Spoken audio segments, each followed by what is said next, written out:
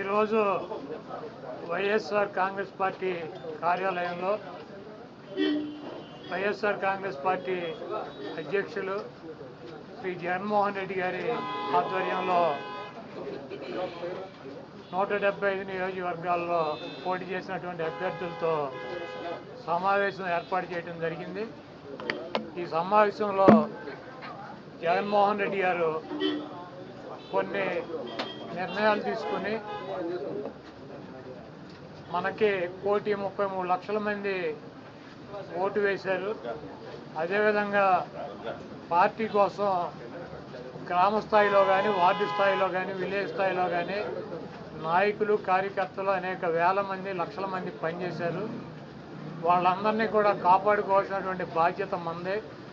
మీరు తప్పకుండా నియోజకవర్గాల్లో ఒక వారం రోజులు పర్యటన చేసి దాడులు జరిగినటువంటి మన నాయకుల మీద కానీ, కార్యకర్తలను కానీ మీరు అండగా ఉండాలని, అదేవిధంగా రాబోయే రోజుల్లో నేను కూడా గాయపడినటువంటి తెలుగుదేశం పార్టీ అల్లరి మూకలు చేసినటువంటి దాడుల్లో ఇబ్బంది పడినటువంటి ప్రతి కుటుంబానికి దగ్గరికి నేను వస్తాను, వాళ్ళకి అండగా ఉంటానని చెప్పి జగన్మోహన్ రెడ్డి గారు చెప్పారు.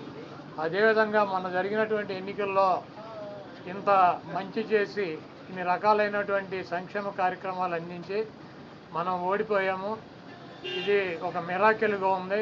దేశవ్యాప్తంగా కూడా మన దగ్గర ఆధారాలు లేవు, అయినప్పటికీ దేశవ్యాప్తంగా మరి శకుని మామ ఎలా అయితే పాచికలు ఎలా కావాలంటే అలా వేస్తాడో అలా తెలుగుదేశం పార్టీ, జనసేన, బీజేపీ కావాల్సినట్టు అక్కడ పాచికలు పడి అని చెప్పి మా పార్టీ కానీ, జగన్మోహన్ రెడ్డి గారిది కానీ, మాది కానీ అభిప్రాయం.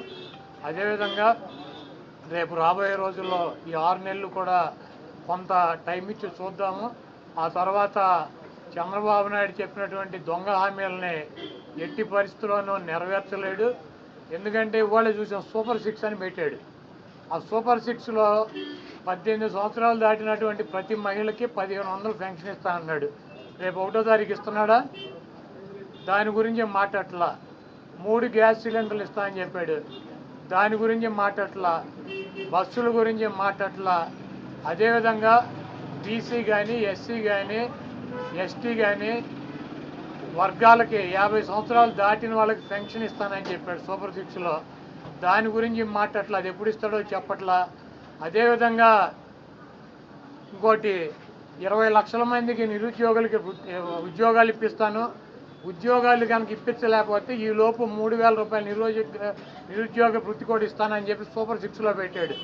మొన్న తెలంగాణలో హరీష్ రావు గారు మాట్లాడుతూ చెబుతున్నాడు, చంద్రబాబు నాయుడు గారు చెప్పిన వాగ్దానాన్ని ఏమీ చెప్పాడు. 1000 రూపాయలు ఈయన పెంచింది. ఇప్పుడు వచ్చి 3,000 ఆల్రెడీ ఇచ్చేది జగన్మోహన్ రెడ్డి గారు. 3,000 ఇస్తా అంటే ఈయన వచ్చి 1000 ఇచ్చాడు. మీరు అక్కడ 2,000 ఇస్తా అంటే రేవంత్ రెడ్డి 4,000 చేయాలి కాబట్టి అక్కడ ఇబ్బంది పడుతూ ఉంటాడు.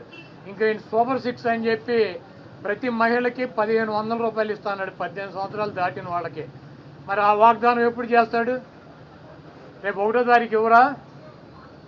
కాబట్టి తెలుగుదేశం పార్టీ ఆయన ఇచ్చినటువంటి వాగ్దానాలను, చంద్రబాబు నాయుడు చేసినటువంటి వాగ్దానాలని పక్కదారి పట్టించడానికి ఊరికినే నిన్నేమో పోలవరం వెళ్ళి వచ్చాడు సోమవారం, మళ్ళీ గురువారం ఏమో అమరావతి వెళ్ళి వచ్చి అక్కడ అన్నీ తిరిగి ఈయన కాలక్షేపం కబుర్లు, కాలక్షేపం మాటలు, ఊరికినే ఆయన వెళ్ళి అటు ఇటు తిరిగి రావటం తప్పించి ఎప్పుడు నువ్వు సూపర్ 6 అమలు చేస్తున్నావు స్పష్టంగా చెప్పాలని చెప్పి మేము డిమాండ్ చేస్తున్నాం. ఇప్పుడు ఇది ప్రజాస్వామ్య దేశం. ఎవరిని టార్గెట్ చేసుకున్నప్పుడు నేను పోయినంత మాత్రాన నన్ను టార్గెట్ చేస్తే వైఎస్ఆర్ కాంగ్రెస్ పార్టీ ఏం ఆగదు. జగన్మోహన్ రెడ్డి గారు ఇంటికి కూడా వీళ్ళు ఏం పీకలేరు. నన్ను కాదు, జగన్మోహన్ రెడ్డి గారినే టార్గెట్ చేస్తారు. ఇక్కడ మీరున్న సెక్యూరిటీ అంతా తీసేసి, గన్మెన్లను తీసేసి, ఇంకా 15 రోజులు ఎలక్షన్ జరగలేదు, కమిటీ సిఫార్సులు రాలేదు, ఇక్కడ మొత్తం అంతా కూడా సెక్యూరిటీ తీసేశారు కదా. తీసేసి ఎల్లో మీడియా కెమెరాలు పట్టుకొచ్చి జగన్మోహన్ రెడ్డి గారి ఇంట్లోకి ఎట్టేళ్ళాలి, గోడ దూకి ఎట్టేళ్ళాలి, ఇవన్నీ కూడా వాళ్ళే చూపిస్తున్నారు. కాబట్టి ఇక్కడ టార్గెట్ ఎవరు దొరికితే ఆ టార్గెట్. ఇటువంటి వాటికి భయపడే ప్రసక్తి లేదు. ఎవడెవడికి టార్గెట్, ఎవడెవడి చేతులు ఏం రాసి ఉందో అవన్నీ పైన ఉన్నటువంటి భగవంతుడు నిర్ణయిస్తాడు. ఎవరి టార్గెట్లు ఎవరికి ఏమవుతుందో చూద్దాం రాబోయే రోజుల్లో. అదేవిధంగా ఋషికొండలో కట్టినటువంటి పర్యాటక కేంద్రంలో కట్టినటువంటి భవనాలనే ఈ సిగ్గు ఎగ్గు లేనటువంటి తెలుగుదేశం పార్టీ, ఈ సిగ్గు ఎగ్గు లేనటువంటి ఎల్లో మీడియా అది జగన్మోహన్ రెడ్డి గారి నివాసం అని చెప్పి చూపిస్తున్నారు 3 రోజుల నుంచి. వెళ్ళి జగన్మోహన్ రెడ్డి గారు అక్కడ నివాసం ఉన్నాడా? జగన్మోహన్ రెడ్డి గారు 2014 నుంచి 19 దాకా ప్రతిపక్ష నాయకుడిగా ఉన్నాడు. ఆయన కార్యాలయం లోటస్ పాండ్, ఇల్లు లోటస్ పాండ్. ఆయన లోటస్ పాండ్ హైదరాబాద్ నుంచే ప్రతిపక్ష నాయకుడికి ఉన్న 5 సంవత్సరాలు నడిపాడు. ముఖ్యమంత్రి అయిన తర్వాత 5 సంవత్సరాలు ఈ తాడేపల్లిలో ఉన్నటువంటి ఇల్లు క్యాంప్ ఆఫీస్ ఇక్కడి నుంచే నడిపాడు ఆయన కార్యాలయాన్ని కానీ ఇంటిని కానీ. జగన్మోహన్ రెడ్డి గారి రక్తంలో లేదు. ప్రభుత్వం కట్టించినటువంటి ఇళ్లలో ఉండటం కానీ, ప్రభుత్వం కట్టించినటువంటి గెస్ట్ హౌస్లో ఉండేటువంటి కర్మ జగన్మోహన్ రెడ్డి గారికి పట్టల. జగన్మోహన్ రెడ్డి గారు వైజాగ్లో సొంత ఇల్లు కట్టుకున్నాక అక్కడ షిఫ్ట్ అవుతాడు.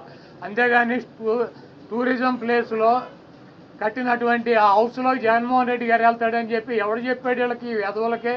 అది జగన్మోహన్ రెడ్డి గారి కోసం కట్టించుకున్నటువంటి ఇల్లు అని చెప్పి రకరకాలైనటువంటి కథనాలు రాస్తున్నారు.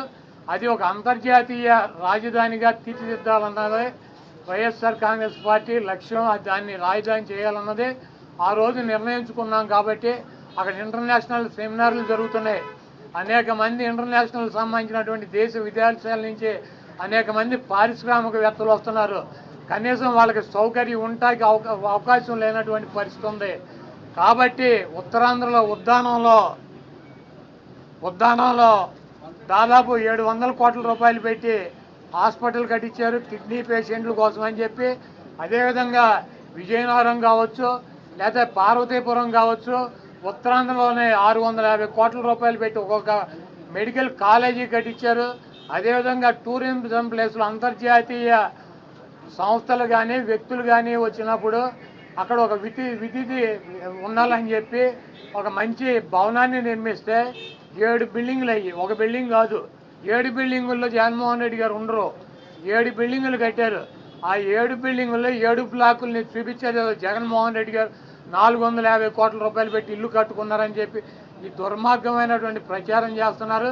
ఇవన్నీ కూడా ప్రజలు గమనిస్తారు. చంద్రబాబు నాయుడుకి ఇచ్చినటువంటి వాగ్దానాలు నెరవేర్చలేక నీకు సూపర్ 6లో పెట్టినటువంటి వాగ్దానం 1500 రూపాయలు ఇస్తానని చెప్పావా, చెప్పలేదా? 18 సంవత్సరాలు దాటిన వాళ్ళకి రేపు 1వ తారీఖు నీకు దమ్ముంటే 20 లక్షల మంది నిరుద్యోగులకు 3000 ఇస్తానని చెప్పావా లేదా? దాని గురించి చెప్పండి. నువ్వు దొంగ వాగ్దానాలు చేసి అధికారంలోకి వచ్చావు. నువ్వు దాని గురించి మాట్లాడండి ముందు. మీరు ఈ వాగ్దానాలను డైవర్ట్ చేయాలని చెప్పి ఒకటి తీసుకెళ్ళి 4 కెమెరాలు బాత్రూములు లెట్రిన్లు టబ్బుల్లో పెట్టి 30 లక్షలు పెట్టి బాత్రూమ్ కట్టాడు. జగన్మోహన్ రెడ్డి గారు ఇల్లు అది. జగన్మోహన్ రెడ్డి గారు ఎప్పుడన్నా ప్రభుత్వ కార్యాలయాలు ఉన్నాడా? జగన్మోహన్ రెడ్డి గారు ఎప్పుడన్నా ప్రభుత్వం గెస్ట్ హౌస్లో ఉన్నాడా? జగన్మోహన్ రెడ్డి గారు ఇల్లు కట్టించుకుని వెళ్తాడు వైజాగ్. నీకు మళ్ళీ ఎవడో కొంపలో దూరేటువంటి పరిస్థితి జగన్మోహన్ రెడ్డి గారికి ఉండదు. కాబట్టి జగన్మోహన్ రెడ్డి గారికి కట్టించినటువంటి ఇల్లు కాదు అది టూరిజం సంస్థ ద్వారా టూరిజానికి సంబంధించి కట్టించినటువంటి 7 బ్లాకులు వాటిని కట్టారు. వాటికి 400 కోట్ల రూపాయలు ఖర్చు పెట్టి అంతర్జాతీయ సెమినార్లు పెట్టినప్పుడు రాష్ట్రపతితో ప్రధానమంత్రి ఈ రాష్ట్రానికి రాజధాని కాబట్టి అది విఐపీలు వచ్చినప్పుడు అక్కడ వసతి గృహాలు ఉండాలని చెప్పి వాటిని అంతర్జాతీయ స్థాయిలో నిర్మించారు తప్పించి అది జగన్మోహన్ రెడ్డి గారి కోసం కట్టినటువంటి ఇల్లు కాదు. ఫర్నిచర్ అంతా ప్రభుత్వం ఫర్నిచర్ అంతా కూడా వాడుకుంటున్నారు. ఫర్నిచర్ దొంగ అంటూ కూడా టీడీపీ నేతలు కోడేశ్వర ప్రసాద్ గారు అసెంబ్లీలో ఉండాల్సినటువంటి ఫర్నిచర్ని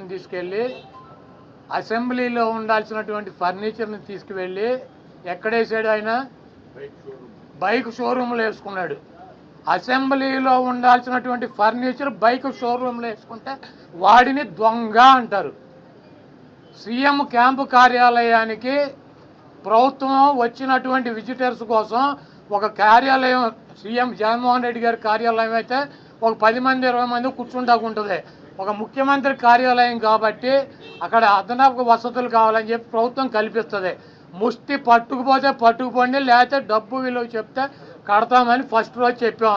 దీని గురించి ఏమైనా రాద్దాం కావాలంటే పట్టుకుపోండి. తొక్కలో ఫర్నిచరు ఎంత ముష్టి ఫర్నిచర్ ఎంత ఉంటుంది? కావాలండి పట్టురండి, మేము షోరూమ్లో వేసుకున్నాం, తీసుకెళ్ళి మా సాక్షి ఆఫీసులో వేసామా? కాదు, మాకు క్యాంప్ ఆఫీసులో పెట్టినటువంటి ఫర్నిచర్ని తీసుకెళ్ళి సాక్షి ఆఫీసులో వేసుకున్నామా? దొంగ అంటే అసెంబ్లీలో ఉండాల్సినటువంటి ఫర్నిచర్ని తీసుకుని బైక్ షోరూమ్, నీ సొంత షోరూమ్లో వేసుకుంటే వాడిని దొంగ అంటారు. అంతేగాని క్యాంప్ ఆఫీసులో ఇచ్చినటువంటి ఫర్నిచర్ క్యాంప్ ఆఫీసులో ఉంటే దానికి కావాలంటే డబ్బు కడతాం, లేదంటే ఫర్నిచర్ తీసుకుపోమని చెప్పాం. దానికి దొంగ ఇవన్నీ పనికిరాని మాటలు. ఋషికొండ ఫర్నిచరు, దాడులు, కొడాల నాని టార్గెట్, జగన్మోహన్ రెడ్డి టార్గెట్, ఇక్కడ పోలీసులు తీసాం, ఇవన్నీ సొల్లు పురాణం. మీ చేతనేం చేసుకోండి, నో ప్రాబ్లం. మీరు సూపర్ 6లో పెట్టినటువంటి వాగ్దానాలనే మీరు ఎప్పుడు అమలు చేస్తున్నారో చెప్పాలి. జగన్మోహన్ రెడ్డి గారు తరఫున మేము అడుగుతున్నాం, వైఎస్ఆర్ కాంగ్రెస్ పార్టీ తరఫున. చంద్రబాబు నాయుడు అమలు చేసే బాధ్యత నాదని చెప్పి పవన్ కళ్యాణ్ గారు కూడా చెప్పాడు. కాబట్టి ఇవన్నీ సొల్లు పురాణాలు వద్దు, మీరు చేతనేం చేసుకోండి, నో ప్రాబ్లం. మీరు ఎవరిని చంపేయాలో చంపేయండి, ఎవరిని కొట్టాలని ఉన్నారు కొట్టండి, ఏం చేయాలని ఉన్నారు చేసుకోండి. మీరు సూపర్ 6లో ఇచ్చినటువంటి వాగ్దానాలనే 1వ తారీఖు నుంచి 4000 పెన్షన్తో పాటు అమలు చేస్తున్నారా లేదా, దీనికి స్పష్టంగా సమాధానం చెప్పండి. సార్, జగన్ గారి యాత్ర ఎప్పటి నుండి స్టార్ట్ అయ్యే అవకాశం ఉంది?